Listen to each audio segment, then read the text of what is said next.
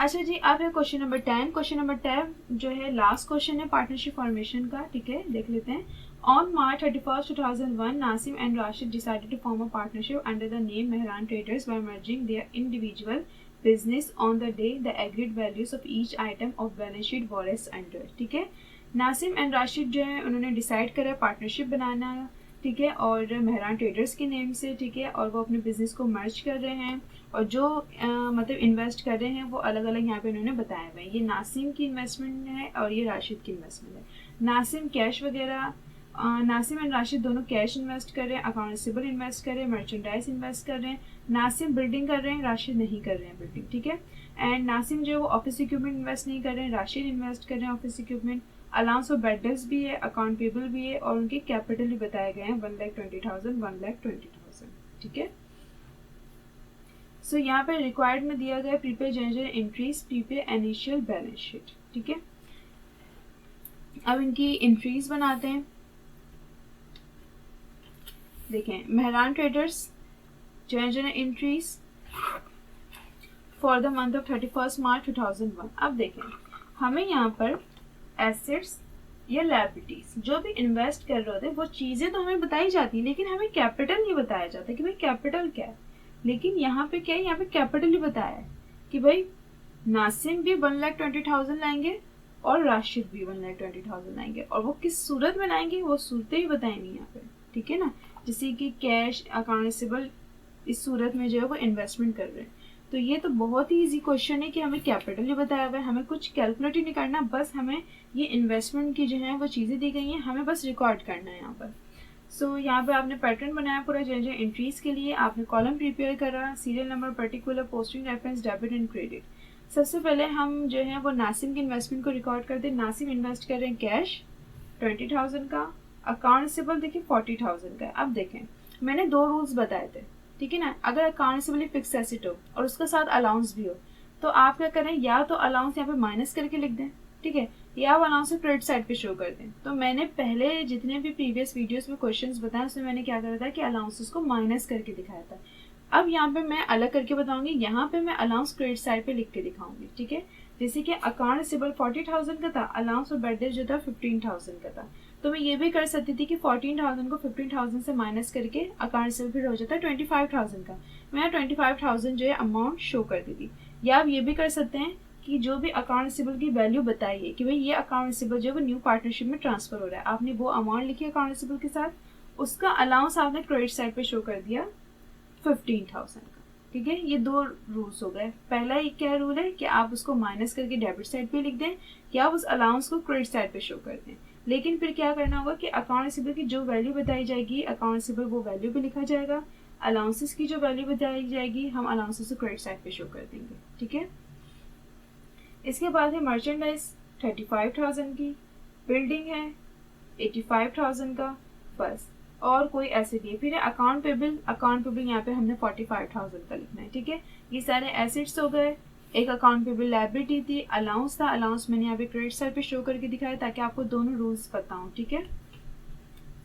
और कैपिटल नासिम में बताया गया था, यहाँ पे मैं नासिम्स कैपिटल जो है वो लिखना भूल गई थी, इसलिए मैंने यहाँ पे ब्रैकेट में नासिम लिख दिया कि ये नासिम का कैपिटल है 1,20,000। अब आप ना इन चारों अमाउंट्स को प्लस करें और इन तीनों अमाउंट को प्लस करें, टोटल आ रहा होगा, ठीक है। या हम कैपिटल कैसे कैलकुलेट करते थे, हम कैपिटल इस तरीके से कैलकुलेट करते थे कि डेबिट साइड को क्रेडिट साइड से माइनस करके 1,20,000 का कैपिटल कैलकुलेट करते हैं, ठीक है।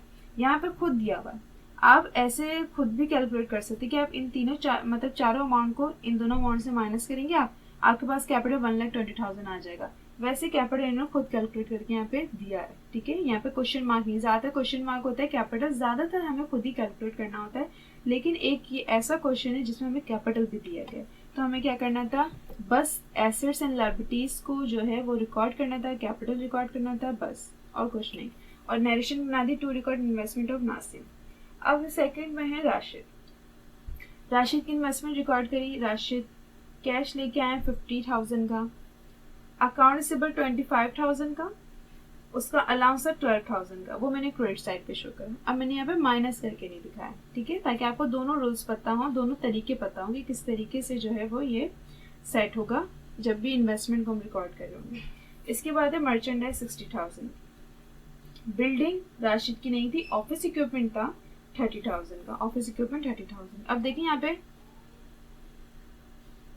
दो फिक्स एसेट हैं, बिल्डिंग एंड ऑफिस इक्विपमेंट, लेकिन इन दोनों में किसी का भी अलाउंस नहीं दिया गया, ठीक है। और यहाँ पे ऑफिस इक्विपमेंट भी जो 30,000 का था उसका कोई अलाउंस नहीं था, इसलिए हमने office equipment 30,000 as it is लिख दी जैसे बैलेंस शीट में थी। अलाउंस और बैड डेट्स में लिख चुके हैं। अकाउंट पेबल था 33,000 का, 33,000 का लिख दिया। कैपिटल था राशिद का 1,20,000, 1,20,000। To record investment of Rashid, यहाँ पे कोई चीज़ कैलकुलेट नहीं करनी, बस cash, accountable, merchandise and building इन्होंने रिकॉर्ड करी, जो मतलब इन्वेस्ट करी। अलाउंस और बैड डेट्स अकाउंट पे क्रेडिट साइड पे हमने शो कर दिया और कैपिटल में हमने क्रेडिट साइड पे शो कर दिया और हमने यहाँ पे नरेशन बना दी। इसी तरीके से राशि जो थे वो कैश लेके आए, अकाउंटेबल लेके आए, मर्चेंडाइज लेके आए, ऑफिस इक्विपमेंट लेके आए, ये चारों हमने रिकॉर्ड करा। अलाउंस और बैड डेट्स अकाउंट पे हमने क्रेडिट साइड पे लिख दिए, कैपिटल भी क्रेडिट साइड पे लिख दिए। To record investment of Rashid.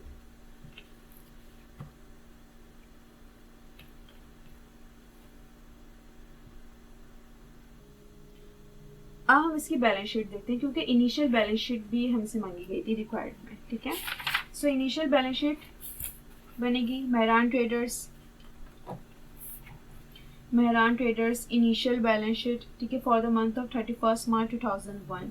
Assets, liabilities plus capital, ये दोनों कॉलम्स हमने प्रिपेयर करे। सबसे पहले एसेट साइड लिख लेते हैं। भाई एसेट साइड पे जो था, अच्छा जो भी एंट्रीज हम बनाएंगे ना इन्वेस्टमेंट की, उसको देखते हुए बैलेंस शीट पूरी प्रिपेयर करनी होगी। सो यहाँ पर कैश था 20,000 का और यहाँ पे था 50,000 का। सो कैश टोटल हो गया 70,000 का, ठीक है। अब हमने देखा भाई अकाउंट रिसीवेबल जो था वो 40,000 का था, यहाँ पे 25,000 का था, तो ये कितना हो गया भाई 40, 50, 60, 65 हो गया अकाउंट रिसीवेबल लिखा हमने 65,000, लेकिन उसके साथ उनके अलाउंसेस भी थे। यहाँ पे 15,000 अलाउंस था, यहाँ पे 12,000 अलाउंस था। सो ये हो गया 27,000। हमने लेस करा अलाउंस 27,000, नेट रिसीवेबल आया 38,000 का, ठीक है। इसके बाद थी हमारे पास मर्चेंडाइज 35,000 की और यहाँ पे मर्चेंडाइज थी 60,000 की। सो ये हो गई है 16,3 जो है ये 95। सो यहाँ पे मर्चेंडाइज इन्वेंट्री होगी 95,000 की। उसके बाद हमने बिल्डिंग लिखी 85,000 की, यहाँ पे कोई बिल्डिंग नहीं थी इसलिए हमने सिर्फ 85,000 की बिल्डिंग यहाँ पे रिकॉर्ड कर दी। ऑफिस इक्विपमेंट 30,000 का, ऑफिस इक्विपमेंट 30,000 का। अब आप देखें कि हमने यहाँ से भी सारे एसेट्स ले लिए, यहाँ से भी सारे एसेट्स पिक कर लिए। सो टोटल एसेट्स जो है हमारे वो है 3,18,000 के, ठीक है। 70,000, 38,000, 95,000, 85,000 एंड 30,000। Total assets 3,18,000। अब हम लायबिलिटीज प्लस कैपिटल, ठीक है, लायबिलिटीज प्लस कैपिटल पे आ जाता है। तो लायबिलिटीज प्लस कैपिटल कॉलम में सबसे पहले हम वो लायबिलिटीज लिखते हैं। तो लायबिलिटी यहाँ पे सिर्फ दो, मतलब नहीं एक ही थी। अकाउंट पे भी 45,000, यहाँ पे भी अकाउंट पे था 33,000, ठीक है। तो हमने दोनों प्लस कर दिए, 78,000 हो गया था। हमने यहाँ पे अकाउंट पे भी 78,000 लिख दिया। यहाँ पे आप कैपिटल भी लिख सकते हैं, आप ऑनर सिक्योरिटी भी लिख सकते हैं, मर्जी है।